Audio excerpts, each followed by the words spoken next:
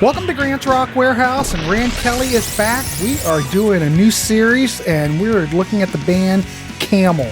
So this first show, we're going to look at the catalog from 1973 to 1976. So let's get started. Grant is changing the world one track at a time on Grant's Rock Warehouse. Welcome to Grant's Rock Warehouse, and tonight I want to welcome Rand Kelly to the show. Tonight we are taking a look at the band Camel.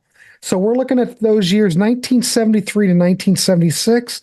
This will be an ongoing series where we're going to take a look at the catalog and just chit-chat about it. So if you don't know Camel, they were a progressive rock band known for their intricate compositions, innovative soundscapes, etc., etc. But they started off 1971 with Andy Latimer, guitar, flute, vocals, Peter Bardens, keyboards, Doug Ferguson, bass, and Andy Ward on drums. So we're just going to go through that catalog. First album came out in 1973, self-titled debut album. We're just going to start off with there, and I'm going to turn it over to Rand Kelly. He's Prague, ladies and gentlemen. Anyways, the first album is Camel, like you said. Look at that cover. Great cover. Mm-hmm. Now, the back cover was the guys in the band. But see, I got this from Camel Productions, and they opted to have the picture really small with a big white border. But the actual album, which I can't seem to find for some reason, which I have the LP, is the full picture. But anyways, just to go through the songs, this is how we do it. It opens up with Slow Yourself Down, great prog tune, sung by Andy Latimer. And then it does Mystic Queen, which is this really mellow, almost Pink Floyd sounding song. And it is sung by the bass player, Doug Ferguson. Then there's a instrumental called 6/8, which if you'd have to guess it's in 6/8 time. But 8 is spelled ATE. And then there's this really weird tune called Separation that it's kind of, I don't dislike it, but I don't really love it. It's very complex. There's a lot going on, but it just sounds like, it almost sounds like there's too much going on, and you can't find the brake pedal, you know what I mean?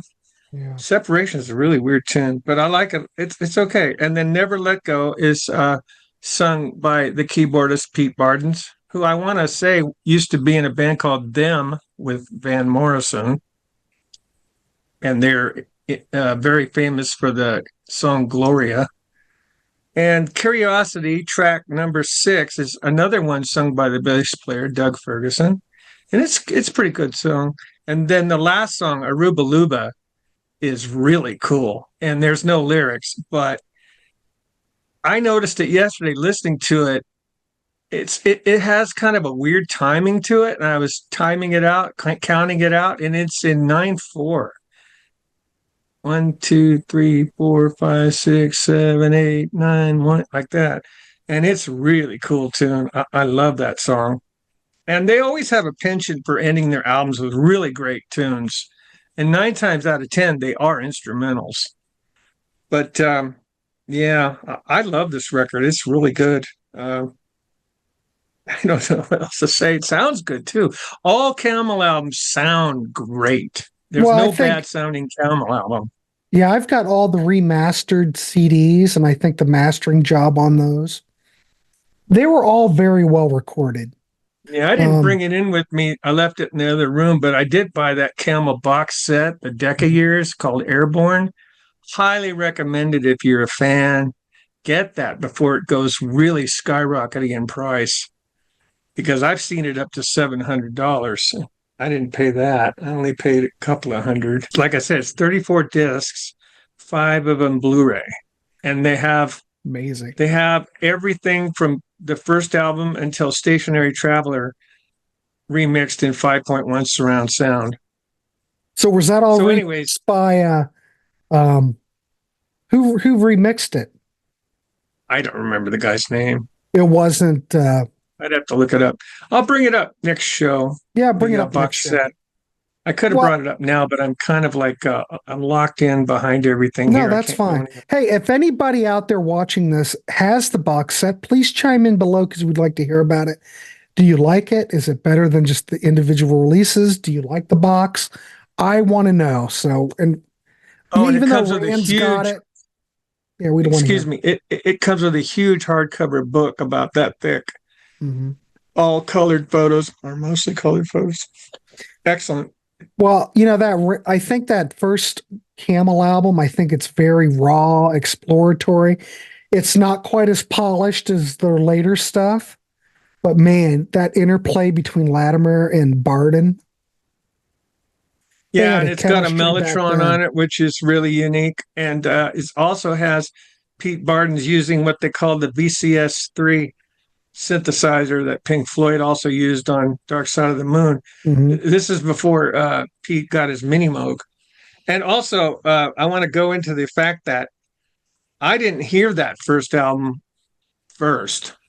Oh, I got really? introduced to Camel through a radio station in Sacramento called KZAP, which is still in business, but they don't play prog these days. But they did back in 1974. And that's where they were playing this album. And Mirage, it has a certain kind of cover. Yep. You're not going to believe this. This is the cover that I got. I like that cover too. But what label was that on? Janus, Janus. And it was a subsidiary of GRT Corporation. Okay. And this was manufactured in the United States. And it, to me, this was this was my introduction to the band, and I love this cover. I think it's way better than the one they went with in England, and they got in trouble for that, by the way, because Camel Cigarettes saw it and went absolutely crazy. Yeah, But every song, I'll put the other cover up in the graphics so people know what we're talking about.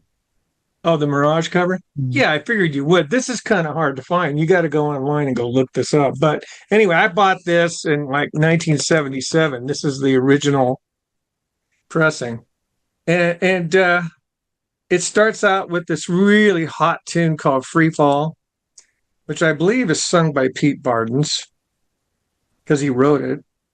Then there's this song called Super Twister that has absolutely no lead guitar on it at all. It was written by Bardens, but it has beautiful flute. Andy Latimer plays really excellent flute, and he's not like Ian Anderson. You know how Ian Anderson gets all kind of crazy with the flute?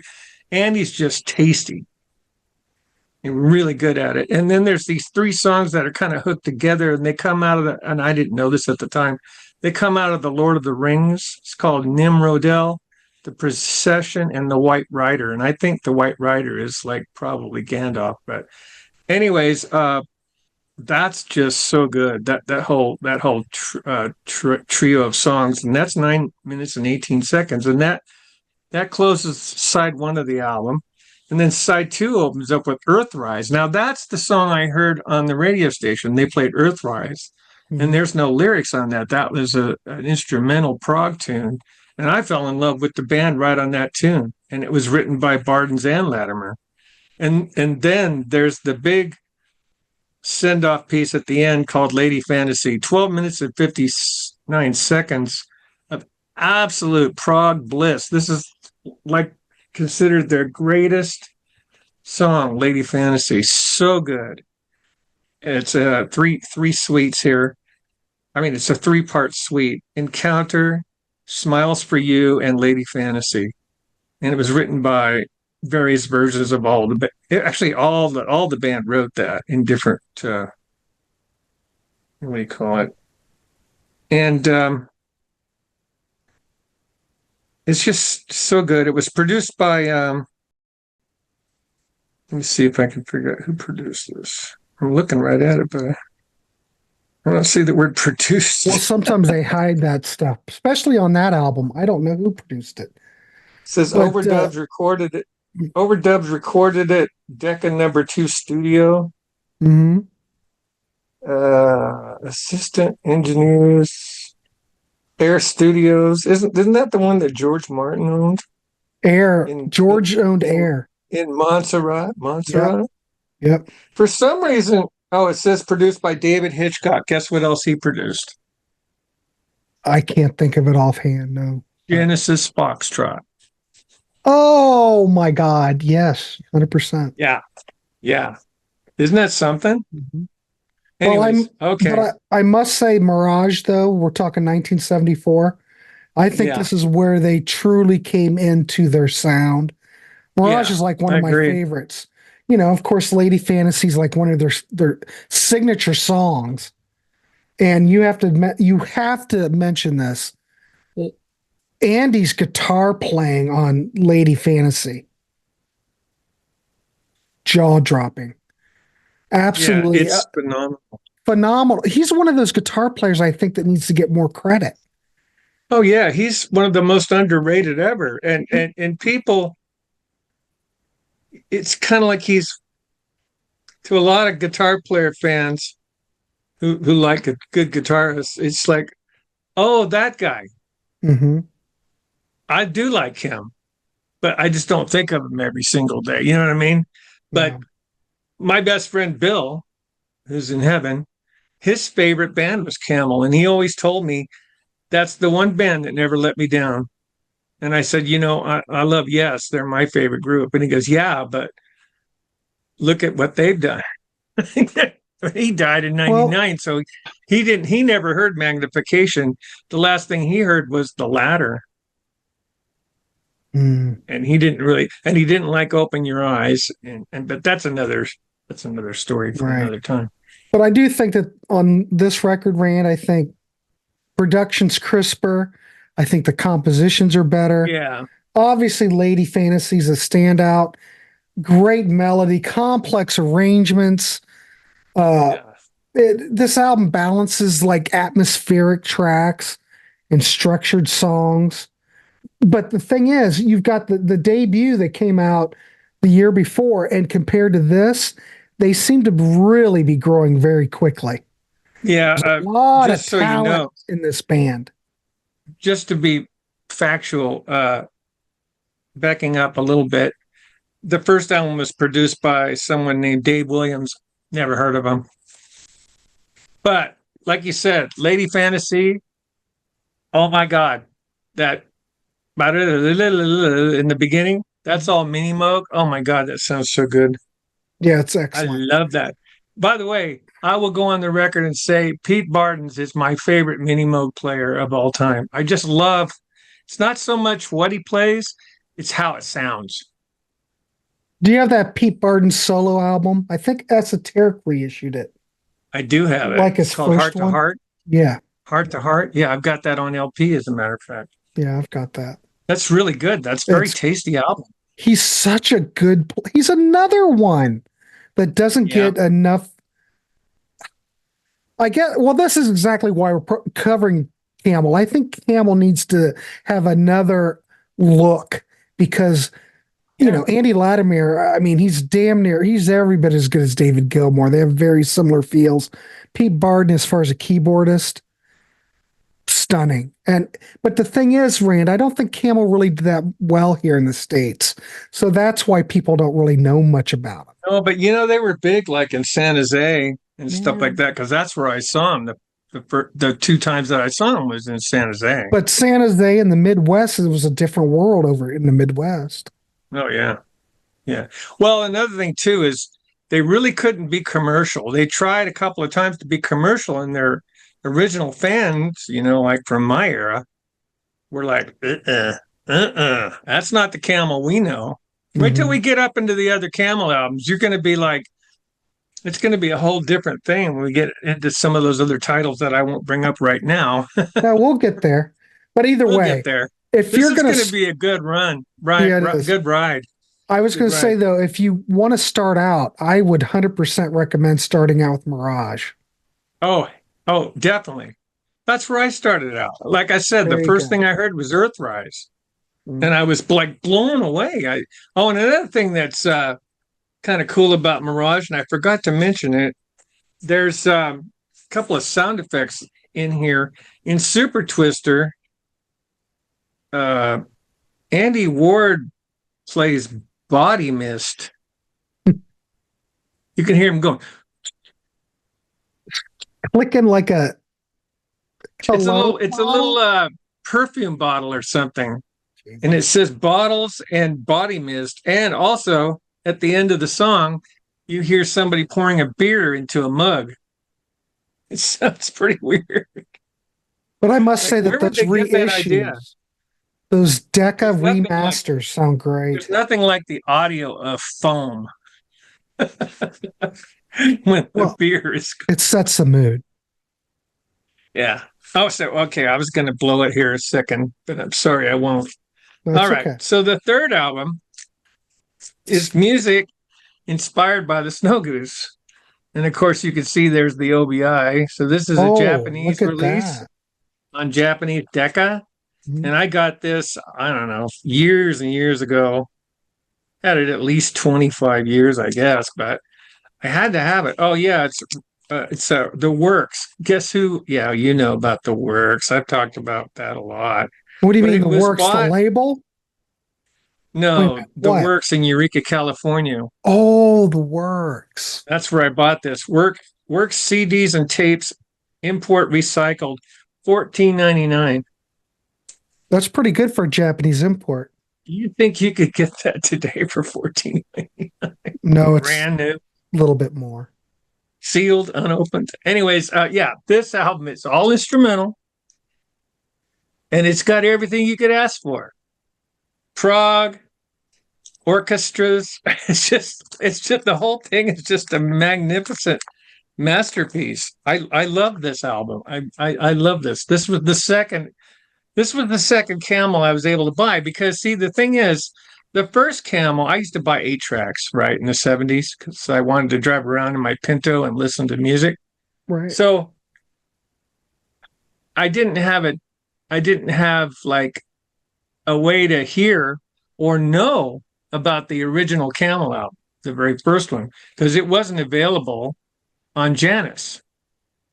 So the only thing I could buy was this after Mirage, this one here.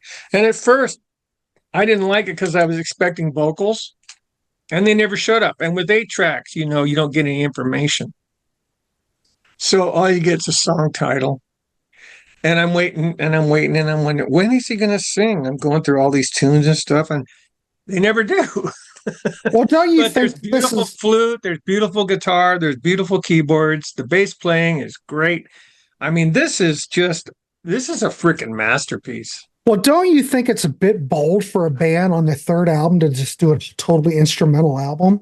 I mean, No, that's not exactly gonna, the people that bought Mirage, the first album, are probably gonna go, what is going on here? Unless you're Well, they were hardcore, gonna but that's pretty bold move. well check it out. This story, this Snow Goose story, was apparently some book, and they were going to call the album Camel the Snow Goose, and the publisher of the book said, "No, you can't do that." And they said, "What if we call it music inspired by the Snow Goose?" And he said, "Sure, yeah, you can do that." But yeah, this is great. This album is so good. Anybody that loves instrumental prog, Mm-hmm. I'm telling you, this is in my top 10. There's not that many albums like that are instrumental prog. Well, the Enid probably, but Well, you have to we admit, already. though, Rand, you have to admit, this is often hailed as Camel's masterpiece. It's brave. And it is. It's a bold, bold move to do your third album totally instrumental, in a rock format. But like you said, this thing works beautifully. It's And just the you can perfect and record. you can get this live on an album called A Live Record, which I highly recommend. But we don't talk about live albums when we're doing studio albums. But I'll just bring it up that the Snow Goose album is done completely live with the London Symphony Orchestra on a live record, and Mhm. it is phenomenal. You have to hear that. If you like this, you're going to love that version because it's so good. Because you got all those orchestrated instruments. Mhm. But Well, anyways, I was going to say, if you're into prog, this is probably up there in one of the best prog albums of all time. Okay, It's now I'm going to show you. Go ahead. Oh, no, go ahead. Finish your. Well, I was going to say, this is the thing about this record, is that they're able to convey this story through just music alone. You know, it's basically just a story of a boy, a bird, and their adventures. But the fact that they are able to convey this story virtually just instrumentally, it's amazing. I don't know. This is probably their peak, you know, I would think, say. and I never did this, but I think somebody would have to go buy the book called The Snow Goose to find out, you know, what it's all about. But musically, it starts out with this beautiful Fender Rhodes piano with these really creepy chords, kind of like the beginning of Saucer Full of Secrets by Pink Floyd, those kind of chords, you know, those minor chords that change and you go, ooh, that sounds creepy. But it just puts you in a mood. It's also mellow, and you can hear the Snow Goose wings kind of flapping along, and you can hear the water. I mean, it's just amazing record. The production on that is, I didn't even find out who produced this. Here's the problem. I can't read it. Well, it's awfully small. Awfully small, and I didn't bring my magnifying glass in with me. So if you want to know who produced the Snow Goose, you'll probably just look it up. I just can't read it. Even in the bright light with my glasses, I cannot see it. Yeah, it's all just what they used to call that bug print. I do know who produced it. Camel produced it. Latimer, Bardens, Doug Ferguson, and Andy Ward worked as a collective, and they produced it together. Okay, so you're going to put up this graphic. Yep. For Moonmadness, of course. And this is another one of those $14.98 jobs that I got at $14.99 at the Works. Yeah, this was in 2001 when I bought these. This is before I left Eureka, moved to Reading. But the sound of this is incredible. I mean, you know, Japanese CDs are just, you know. Well, I think I'm just going to say any of that Camel stuff, as far as I've heard, all sound great. Even the original CDs. But here's the funny part, Grant. Here's the funny part, Grant, that I didn't know about that Snow Goose album. Not Snow Goose album. Excuse me. Moonmadness album with the girl with her blonde hair back to the back of us. We can't see her face. I didn't even know that existed. Here's my Moonmadness. Have you seen this? Yeah, that's a US pressing. Yeah. So, yeah, I ended up getting this used, of course, because it's just trash. But I wanted to have it because I knew these Janices were going to go out of print and be really, really hard to find. Here's the funny part about this album. Here's a picture of the band and everything, and with all the credits. And we can find out who produced this right away. This was, let's see here, produced by Rhett Davies and Camel. So now, we know who Rhett Davies is. He produced King Crimson. Yeah. Oh, yeah. Okay. Now, check this out. This is the funniest part, Grant. Are you ready for this? Yeah. Everybody's going, that's the sucky cover. You need the other cover. Watch this. Oh, it's kind of cool that way, though, isn't it? Yeah. It's like, if you wished you had the cover, I got to do is open this. Now, you could bring it all the way back, but it's going to break the spine, and I don't want to do that. But yeah, I forgot did that. Mm-hmm. Isn't that amazing? That is amazing. Oh my God. Amazing. This band is just, okay, yeah, we got to go through these tunes. Anyway, yeah. Aristillis, written by Andrew Latimer. Completely instrumental. Andy's just playing rhythm guitar. Pete's just doing mini moog solos all over the place on this song. He's incredible in this album. This is his thing, you know, playing the mini moog, and it's incredible. Then there's this song within a song, which has vocals, and they're sung by Doug Ferguson. Really beautiful song. It's really nice. Then there's a tune called Chord Change. which I believe is. Let's see. I think Chord Change is an instrumental. And then Spirit of the Water, which is Pete Bardens. And his vocal is so haunting on this song. It's really great. Yeah, he's So great. that ends side one. And then side two is Another Night, which is a really good tune. There's nothing wrong with that. I think that one's sung by Andy. Yeah. Yeah, he does vocals on Another Night and Airborne. And the next tune is called Airborne. Now, Airborne has kind of a fun fact about it. I don't think most people talk about it. I've never heard anybody mention. But there's this part in the Airborne where the music sort of just stops and has like a chord. Mhm. And then you hear this kind of like melody line. It's really kind of subtle. But then there's one that sounds familiar, and you go, "Where have I heard that before?" And it's da da da da da. The one they do it twice, and it's from Flying, the Beatles' Magical Mystery Tour. And I don't know if most people notice that, but anyway, that's on Airborne. And then the last piece is an instrumental called Lunar Sea, which is just unbelievable, so good. It's my favorite Camel tune of all time, basically because of the Pete Bardens synthesizer tone, which he gets on his Mini Moog, which I happen to have one. Everybody knows this by now. There it is. Yes. But I don't know how to get that sound. I mean, I've been trying to nail that sound forever, and I don't know how he got it. Yeah, I have no idea. But then that thing takes off and rocks out like crazy. And then it ends on kind of like I think it's 13/8. It goes bum dum ba dum bum bum ba dum bum bum bum bum bum bum ba dum ba dum bum bum bum bum bum bum ba dum ba dum bum bum bum bum bum bum.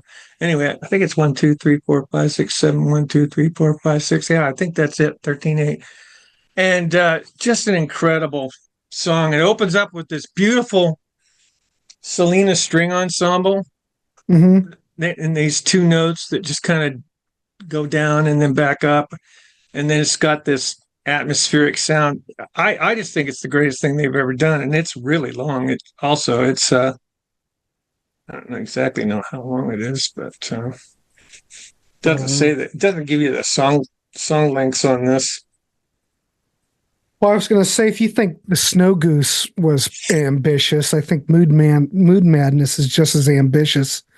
Takes a little bit more of a different approach than Snow Goose, because I think Moonmadness. Do you think it's a little bit more darker, more experimental?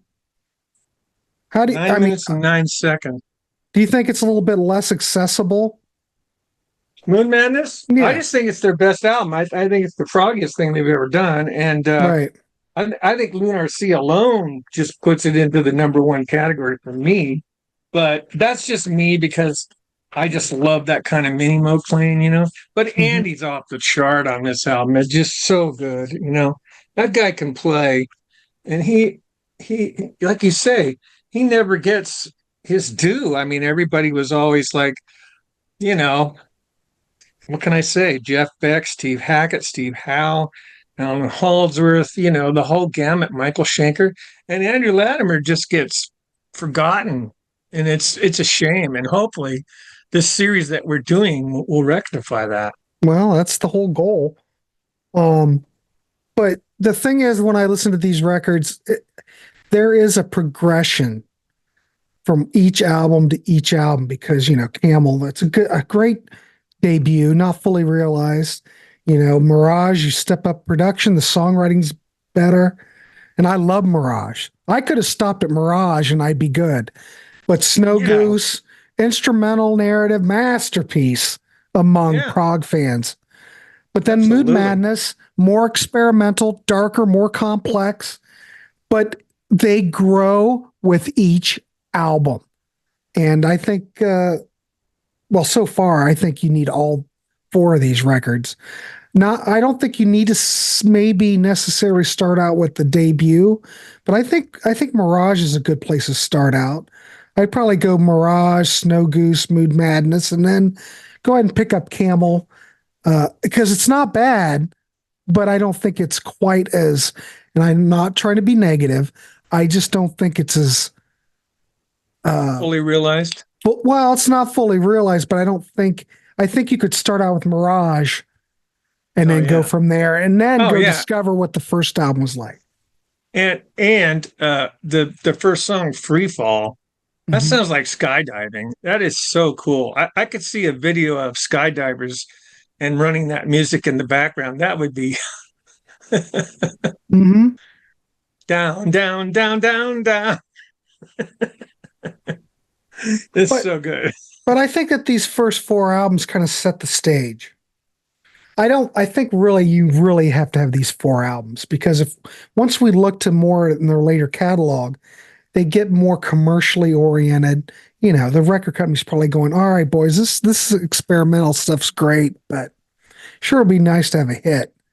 Well, the next album after Moonmadness, when we get to that next time we do the show, Rain Dances, we got a different bass player who can also sing. He's from Hatfield in the North. His name is Richard Sinclair. And Doug Ferguson was systematically fired. For what reason? Just leave the band. And I just think it was just that Camel wanted to go in a direction that Doug didn't want to go. And they just said, well, you know, I don't think Andy wanted to sing much anymore, is my guess. And when you get Richard Sinclair, you listen to Hatfield in the North and stuff, and he is just a natural born singer. Caravan, the early Caravan albums. That guy is just so good at this. And he also plays fretless bass, which is another thing probably that Doug didn't want to do. He just played a Fender Precision. So I just think the band wanted to grow and move on. And I think the next four albums are really great. I can't think of anything negative to say about them at this point. But these first four, like you said, they just get better and better and better on these first four. You know, but and also said, and I don't know if you want to do a rating right now, or like we did last time with King's X, or however you want to do it. Well, I just rather just rank them. I think I just did. Oh, okay. I would go, well, God, how would I really do it? That's a good question. I really didn't prepare for that. Well, starting with 4 to 1, or starting with 1 to 4? 4 to 1. Okay, go. I would go with the debut. And then I would probably go, this is tough, because I love Mirage. He's so good. I'm not even sure if I can do it. Yeah. All right, I'll rank it. I'll just do it. Snow Goose is, I know it's Snow Goose is an instrumental record, pretty much. They consider it their masterpiece, but all right, I'm going to rate it lower because it is an instrumental. I understand that it's great, but this is my own personal ranking. All right, so I'm going to go Camel number 4, Snow Goose number 3. God, this is crazy. Mirage number 2 and Moonmadness number 1. I agree. Oh, okay. I just can't think of any other way to do it, because I don't have that much time with Snow Goose. I remember when I first bought it, I didn't like it, but I kept it. And you know, it was like, it wasn't the kind of album you could put on for your friends and stuff at a party or whatever. It's not that kind of listening.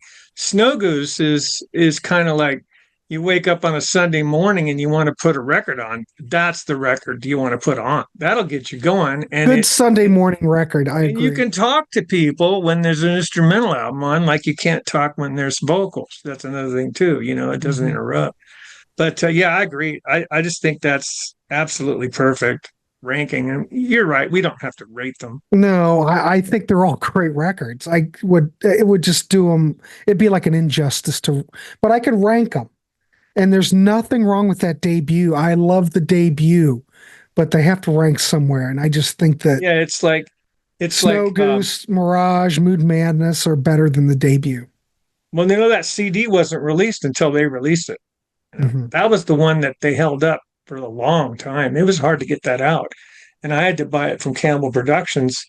When I saw them in San Jose in 1992, that's when I bought the album. I bought it directly from the band. Mm. I think it sounds familiar, but Well, I it think could so. be. Those were all released like weren't they on London or Decca, Decca? yeah, which I think is a subsidiary of Yeah, London. it's all Actually. Polydor, it's Polygram or whatever. It's hard to tell from the stuff that I have because the Japanese stuff is like, and then the Janus stuff isn't going to tell me about that. Isn't going to mention Decca, but I'm impressed with the Camel, putting this out and showing everybody this. Listen, if you want the cool cover, here you go. How about it? I think that's pretty cool. And it's the only gatefold of these first 4. But I think if I'm not mistaken, the LP that has the other cover, the British cover, has this on the inside and something just like a blank black on the side. I think maybe, I don't know, but I think that's it. I'm not sure. Yeah, Also, I'd like to point out that at the end of this series, Grant, if you don't mind, I would like to showcase my videos. I've got 9 DVDs by Camel, and I've got the box set, and I got a live record, and I've got Never Let Go. I got in the Live at Paris. I've got a few live albums. There's like 6 CDs or something like that. But it would be good to show the whole catalog, because I own everything, and we could get through it pretty fast. Okay, that's fine. At the last show, we can do that. So anyway, there you go. That's a pretty good representation of the first 4 Camel albums. Yeah. I highly suggest you to go out and seek them out if you haven't heard them. If you like prog, if you like great guitar, you like wonderful keyboards, you like great, excellent production. For the 70s, a lot of these records sounded great during that era, but man, these are just beautiful records. And if you want to start out the debut, fine, start out the debut. But I think I would probably start out with Mirage or Moonmadness or something, and then work yourself from there. Do you have any closing things before we wrap this one up, Rand? Yeah, I bragged a lot about Pete Bardens on the Mini Moog, and I like to say he does a lot of solos on Hammond organ too. He's really good at that. Oh, but also, I should give props to Doug Ferguson as a great bass player for the music that they put out on the first 4 albums.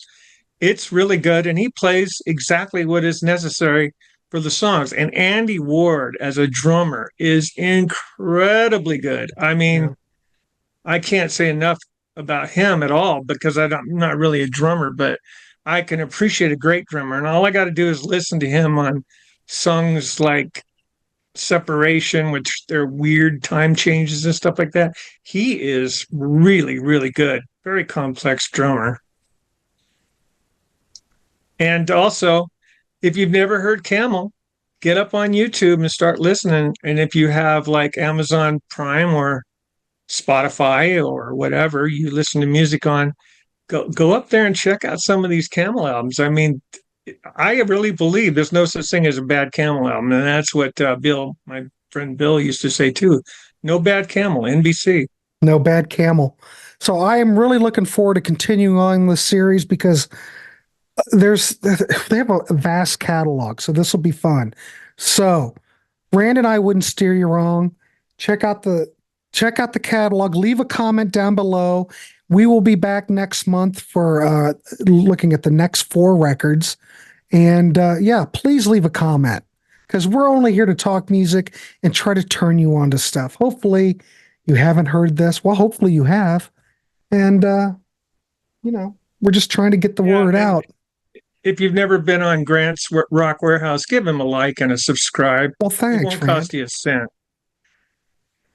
Yeah, I don't charge for admission. I am contemplating. People kept saying, well, why don't you ever do like a membership and stuff? I said, Patreon thing. Yeah. I don't think I want to do Patreon because we do that on Contrarians, but I may, if you want to support the channel, I may do a membership. Maybe I can do some special things on there. I don't know. Thinking about it, but not why I went into doing this, but I do have expenses. Software costs money. I'm not even going to go into it. And all I can do is just be a guest because I don't know how to do any of this stuff on my own. It's all right. Well, anyway, ladies and gentlemen, Rand will be back next week. Well, he might be back next week. We do have something coming up. We've got part 2 of King's X coming up sometime. Yeah, that's coming up, and there's something else. Captain Beyond is coming. We're going to do Captain Beyond. We're waiting a while for that. But yeah, we've got a lot planned, so stay tuned. Rand will be back. Rand's always welcome here. Rand's always here, so don't worry. I'm the prod father. I just don't want to admit it. That's right. So everybody, please like, subscribe, you leave a comment, and we'll see you next month. Rand will be back. All right, everybody, we'll see you.